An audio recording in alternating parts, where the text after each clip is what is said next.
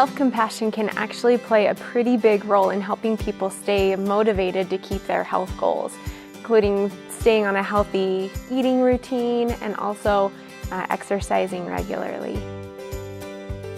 There are 3 big components that help contribute to a self-compassion mindset. The first one is common humanity or connectedness, and this is recognizing that everybody has times when they feel a little bit worthless or embarrassed or inadequate. And when you recognize that everybody has experiences like that, it helps us feel not so alone when we have our own moments like that. The second one is self-kindness. If you haven't noticed already, there are a lot of self-critical voices in our heads.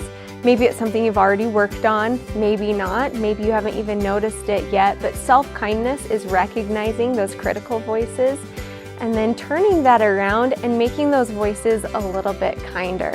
When you're going through a hard time or when you're not feeling so great about yourself, instead of speaking to yourself from the critical side, speaking to yourself like you might speak to a friend who's going through a hard time. We try to treat our friends with the most respect that we can and lift them up, and we should talk to ourselves exactly the same way. The third one is mindfulness, and this is all about just being in the present moment.